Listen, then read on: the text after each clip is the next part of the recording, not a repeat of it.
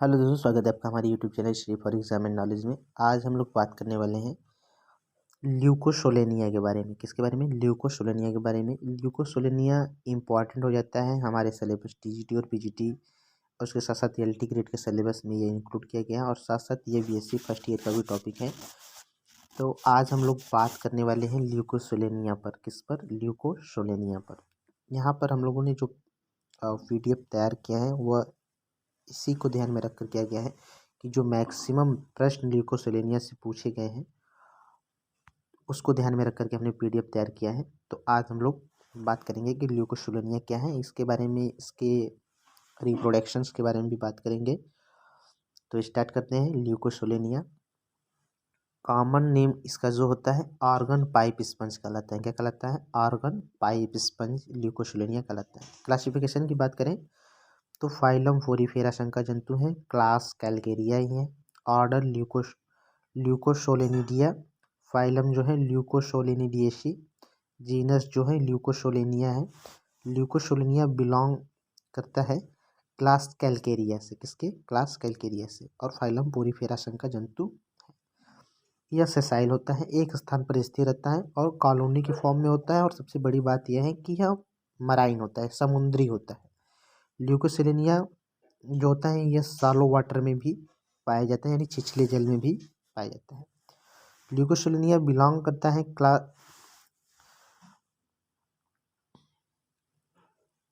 पाया जाता है? सालो वाटर में पाया जाता है। और इसके साथ साथ इसमें जो एस्कनॉइड्स स्पंज होते हैं वह सिंपलेस्ट और मोस्ट,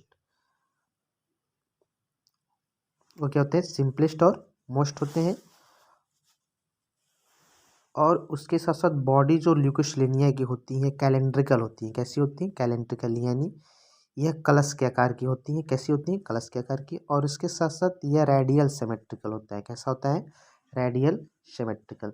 जबकि स्पंज की बात करें, स्पंज के जितने भी फाइलम के जो जीव हैं उनकी जो बॉडी होती है एसिमेट्रिकल होती हैं। कैसी होती हैं? एसिमेट्रिकल। लेकिन उसमें ल्यूकोसेलेनिया की अगर बात करें हम तो ल्यूकोसेलेनिया जो होता है रेडियल सिमेट्रिकल होता है। कैसा होता है? रेडियल सिमेट्रिकल होता है। और द बॉडी कैविटी जो होती है ल्यूकोसेलेनिया की उसको हम स्पंजोशील या पैरागैस्ट्रिक कैविटी कहते हैं। बॉडी कैविटी क्या कहलाती है? स्पंजोशील या पैरा कैविटी। ये जो कैविटी यहाँ पे दिखाई दे रही है इसी को क्या कहते हैं? स्पंजोशील या पैरा कैविटी कहते हैं। यह सिंगल लेयर अपर ओपनिंग होता है जिसको हम क्या कहते हैं? ऑस्कुलम कहते हैं। ऊपर एक ओपनिंग होता है, इसको हम क्या कहते हैं? ऑस्कुलम। और the body wall has numerous minute pore, यानी पूरे बॉडी पर, पूरे शरीर पर ल्यूकोसेलेनिया की अगर बात करें तो पूरे शरीर पर छोटे छोटे पोर पाए जाते हैं, माइन्यूट पोर पाए जाते हैं, जिसको हम क्या कहते हैं? ऑस्टिया। इसी ऑस्टिया से जो वाटर होता है ल्यूकोसेलेनिया में प्रवेश करता है और ऊपर एक क्राउन के समान पे, यानी जो स्पिक्यूल्स होते हैं यहाँ पे ऊपर वो थोड़े बड़े होते हैं और यह शेप जो होता है क्राउन शेप का होता है। तो यहाँ से वाटर जो होता है शरीर से बाहर निकलता है, तो उसी को हम क्या कहते हैं? ऑस्कुलम कहते हैं। यही बात हम लोग साइकॉन में भी पढ़ी है। तो ऑस्टिया के थ्रू क्या होते हैं? ऑस्टिया के थ्रू जो जल होता है वह प्रवेश करता है। Porocytes are special type of cell passage in coming waters. The body of Leucosolenia is diploblastic, यानी दो लेयर का बना होता है। जो बाहरी लेयर होता है पिनकोडर्म कहते हैं और जो आंतरिक लेयर होता है उनको इंडोडर्म या कोनोडर्म कहते हैं। इनर लेयर को क्या कहते हैं? कोनोडर्म या इंडोडर्म। यहाँ पे देख रहे हैं कि जो ल्यूकोसेलेनिया में है ऑस्टिया से जो जल है वह स्पंजोशील में क्या करता है? प्रवेश करता है और ऑस्कुलम के थ्रू क्या हो जाता है? बाहर निकल जाता है। तो यहाँ पे जो लेयर के बारे में बताया गया है ल्यूकोसेलेनिया, दो लेयर डिप्लोप्लास्टिक है, पिनकोडर्म और इंडोडर्म। बाहर की तरफ जो लेयर पाया जाता है उसको क्या कहते हैं? फिनेकोडर्म कहते हैं। और अंदर की तरफ जो लेयर पाया जाता है उसको हम कोनेटोडर्म या इंडोडर्म कहते हैं। और बीच में एक लेयर पाई जाती है जिसको हम मेसेनकाइमा कहते हैं। और ऑस्टिया से, यानी बीच में जो यह कैविटी है इसी को क्या कहते हैं हम लोग? स्पंजोशील कहते हैं। इसी को क्या कहते हैं? Spongocoel. Mesenchyme is found in between two layer, जैसा बताया गया है। मेसेनकाइमा कहाँ पाया जाता है? दो लेयर के बीच में। इसे हम कनेक्टिंग फ्री इसी में इस लेयर में क्या पाई जाती है, connecting free amoeboids and skeleton elements इसमें पाए जाते हैं इस लेयर में। तो different type of amoeboid cells यहाँ पे पाए जाते हैं ल्यूकोसिलेनिया में। जैसे यहाँ बताया गया आर्कियोसाइट सेल्स क्या होते हैं। आर्कियोसाइट सेल ऐसे सेल होते हैं जो मेसेनकाइमा में पाए जाते हैं। हम पाए जाते हैं मेसेनकाइमा में, या टोटी पोटेंटी सेल होते हैं, यानी प्रत्येक प्रकार की कोशिका का क्या कर सकते हैं, निर्माण कर सकते हैं।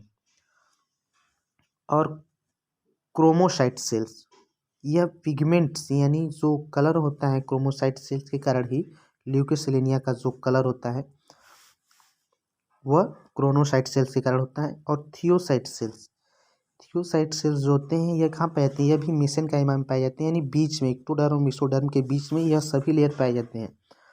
आर्कियोसाइट्स, क्रोमोसाइट्स, थियोसाइट्स। तो आर्कियोसाइट्स हम बता दिए, यह टोटीपोटेंटी सेल होती हैं, यह सभी प्रकार की कोशिकाओं का निर्माण कर सकती हैं। इसी कारण इसमें रीजेनेरेशन पावर पाया जाता है। क्रोमोसाइट सेल्स, इसमें जो पिगमेंट जो पाए जाते हैं ल्यूकोसिलेनिया में वह क्रोमोसाइट सेल्स के कारण ही पाए जाते हैं। इसी कारण उसका जो कलर होता है ल्यूकोसिलेनिया का वह होता है। थियोसाइट सेल्स ये क्या करते हैं कि यह भोजन को स्टोर करने का काम करते हैं। इसी में रिजर्व फूड मटेरियल्स होते हैं ग्रेन्यूल्स के फॉर्म में होते हैं। Myocyte cells highly contractile spindle shapes होते हैं। मायोसाइट सेल्स जो होते हैं यह ऑस्टिया के चारों तरफ क्या होते हैं, ऑस्टिया के चारों तरफ, इसके ओपनिंग के चारों तरफ एक सेल पाई जाती है जिसको मायोसाइट सेल्स कहते हैं। इसमें हाईली कंट्रैक्टिकल्स कंट्रैक्शन और रिलैक्शंस पाए जाते हैं। इसके कारण जो ऑस्टिया होता है वो ओपन और क्लोज होता है।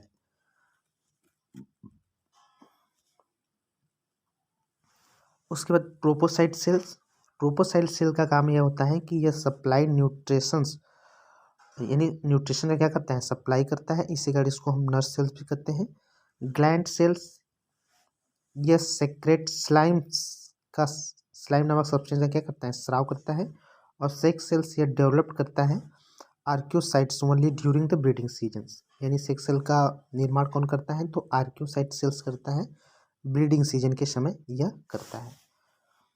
जो गोनैड्स का निर्माण करते हैं, यानी स्पर्म और ओवा का क्या करते हैं, निर्माण करते हैं। मायोसाइट सेल्स, यह पिक्चर्स अराउंड द ऑस्कुलम के चारों, जैसे बताया गया है कि ऑस्कुलम और ऑस्टिया के चारों तरफ पाए जाते हैं। इसी कारण जो ऑस्कुलम और ऑस्टिया हैं वह ओपन और क्लोज होते हैं। कोनोसाइट सेल्स, कोनोसाइट्स आर कॉलर सेल्स, इसको कॉलर सेल्स भी कहते हैं, जो फ्लैजिलेटेड सेल होते हैं। यह वाटर को मेंटेन करते हैं, वाटर करंट को क्या करते हैं, मेंटेन करते हैं। और इसके साथ साथ यह इंजाइस्ट करते हैं फूड पार्टिकल्स को यह पचाने का काम करते हैं। स्पिक्यूल्स होते हैं, ये 3 प्रकार के होते हैं। स्पिक्यूल्स क्या होते हैं, 3 टाइप के होते हैं। स्पिक्यूल्स प्रेजेंट होते हैं ल्यूकोसिलेनिया में 3 प्रकार का, मोनो एक्सॉन, ट्राई एक्सॉन और टेट्राडाइट्स, यानी मोनो एक्सॉन, ट्राइडाइट्स और टेट्राडाइट्स, ये 4 प्रकार के स्पिक्यूल्स ल्यूकोसिलेनिया में पाए जाते हैं। ल्यूकोसिलेनिया एस्कोनाइट टाइप कैनाल सिस्टम पाया जाता है। ल्यूकोसिलेनिया में किस प्रकार कैनाल सिस्टम पाया जाता है, तो एस्कोनाइट टाइप का कैनाल सिस्टम ल्यूकोसिलेनिया में पाया जाता है। अगर हम लोग बात करें ल्यूकोसिलेनिया में जो वाटर करंट का पथ है, the path of water current in Leucosolenia, तो सबसे पहले डर्मल ऑस्टिया के थ्रू जल प्रवेश करता है और गैस्ट्रल ऑस्टिया के थ्रू, डर्मल ऑस्टिया से गैस्ट्रल ऑस्टिया में जाता है, फिर स्पंजोशील में जाता है, फिर ऑस्कुलम के थ्रू यह क्या हो जाता है, बाहर निकल जाता है। तो यहाँ पे यह जो पॉइंट है काफ़ी महत्वपूर्ण है, यानी डर्मल ऑस्टिया, फिर गैस्ट्रल ऑस्टिया, फिर स्पंजोशील, और उसके बाद ऑस्कुलम के थ्रू क्या हो गया, बाहर निकल गया। न्यूट्रिशन जो होता है ल्यूकोसिलेनिया में होलोजिक प्रकार का होता है, और डाइजेशन जो होता है इंट्रासेलुलर होता है। The food is constituted by the protozoa, यानी जो ल्यूकोसिलेनिया है जो फूड कौन सा भोजन ग्रहण करता है, तो यह प्रोटोजोन्स को खा लेता है, डायटम्स को लेता है, बैक्टीरिया इट्सेट्रा को क्या करता है, यह रनिंग वाटर, जो वाटर इसके अंदर आता है उसके द्वारा यह जो जीव इसके अंदर आते हैं तो वह उनका यह क्या करता है, भोजन के रूप में उपयोग करता है। Coenocytes ingest food particles, coenocytes जो क्या करते हैं, फूड पार्टिकल्स का पाचन करते हैं। Vacuoles, the food is partially digest by means of the certain enzyme in choanocyte cells. तो फूड पार्टिकल्स जो होते हैं कोइनोसाइट सेल्स के द्वारा एब्जॉर्ब किए जाते हैं और एक विशेष प्रकार के एंजाइम के द्वारा इनका क्या होता है, पाचन होता है। Food vacuoles transferred to amoeboids and digestions the complete there the chief nitrogen waste, यानी इसमें जो नाइट्रोजन वेस्ट निकलता है स्पंज में, यह एमोनोटिलिक प्रकार के होते हैं, यानी इसमें नाइट्रोजन वेस्ट क्या होता है, अमोनिया होता है।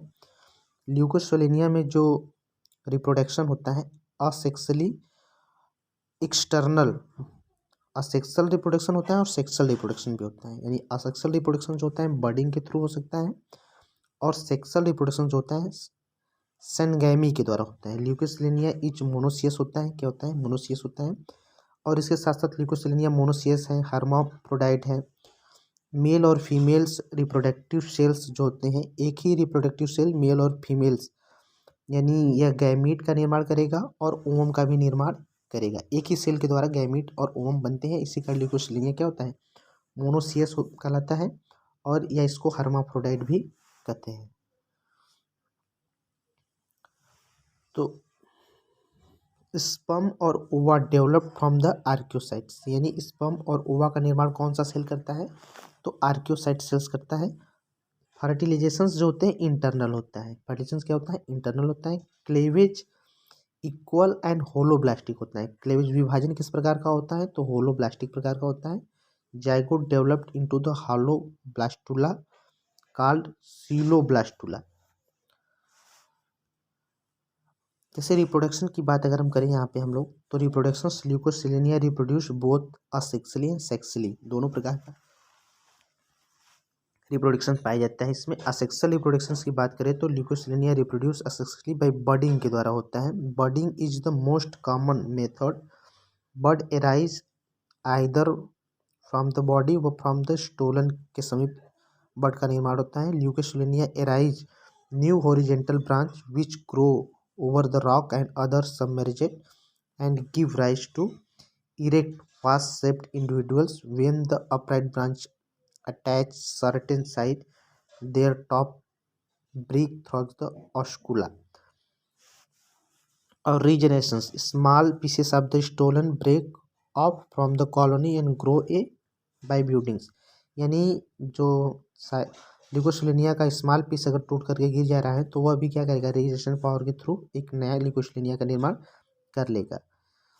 जैसा कि यहाँ पे दिखाया गया है, यहाँ पे देख रहे हैं बडिंग के थ्रू, यानी जो ल्यूकोसिलेनिया के एक लेटरल साइड्स में एक बड का निर्माण होता है और इस बड या जो बड होता है धीरे धीरे बड़ा होकर के इस पार्ट से या अलग होकर के सबस्टारम से जुड़ जाता है और इस तरह से एक नए ल्यूकोसिलेनिया क्या होता है, निर्माण हो जाता है। तो इसी को हम क्या कहते हैं, बॉडिंग फॉर्मेशंस कहते हैं। सेक्सुअल रिप्रोडक्शंस किस प्रकार का होता है, तो सेक्सुअल रिप्रोडक्शंस की बात करें तो sexual reproductions occur in the breeding season. कब होता है, ब्रीडिंग सीजन में। ल्यूकोसिलेनिया प्रोडेंड्रस होता है, कैसा होता है, प्रोडेंड्रस होता है एंड बाइसेक्सुअल होता है, इसके साथ साथ हर्माफ्रोडाइट होता है। Because both the gamete are formation in the body same individuals, एक ही जीव के द्वारा गैमेट का निर्माण होता है। The gamete are however formed by the differentiations of amoeboid cells. Fertilization is internal होता है जैसा इससे पहले बताया और क्रॉस टाइप का होता है। There are no gonads, यहाँ पे कोई गोनेट नहीं बनता। Spermatogonia and oogonia develop either from the archaeocyte cells. तो आर्क्योसाइट सेल जो होता है स्पर्मेटोगोनिया और ओगोनिया का निर्माण होता है। स्पर्मेटोगोनिया से स्पर्म बनता है और ओगोनिया से ओवा रिलीज होता है और दोनों स्पर्म निकल करके वाटर करंट के थ्रू ओवा तक पहुंचता है और ओवा से फर्टिलाइज हो जाता है और जाइगोट का फॉर्मेशन हो जाता है। यहाँ बताया आर्क्योसाइट सेल जो होता है स्पर्मेटोगोनिया और ओगोनिया का डेवलप करता है और या अमीबॉइड सेल्स या कोनोसाइट सेल्स भी इसका निर्माण कर सकते हैं। The male gametes sperm are draw in the body Leucosolenia with the water current which fertilize the female gamete ova. और उसके बाद क्या बन जाएगा, उसके बाद जाइगोट बन जाएगा और जाइगोट में डेवलपमेंट स्टार्ट हो जाएगा। जाइगोट में क्या हो जाएगा? डेवलपमेंट स्टार्ट हो जाएगा। डेवलपमेंट स्टेज ब्लास्टुला हो सकता है, स्टोमोब्लास्टुला, पैरेनब्लास्टुला हो सकता है और एम्फीब्लास्टुला। एम्फीब्लास्टुला वह अवस्था होती है जिसमें जो लार्वा होता है वह स्विमिंग अवस्था में होता है। क्या होता है? फ्री स्विमिंग अवस्था में जब लार्वा होता है तो उस अवस्था को कहते हैं एम्फीब्लास्टुला कहते हैं। क्या कहते हैं? एम्फीब्लास्टुला। लार्वा जो होता है फ्री स्विमिंग होता है, लेकिन एडल्ट के रूप में जब यह कन्वर्ट हो जाता है तो वह सेसाइल हो जाता है, यानी एक स्थान पर स्थिर हो जाता है ल्यूकोसेलेनिया।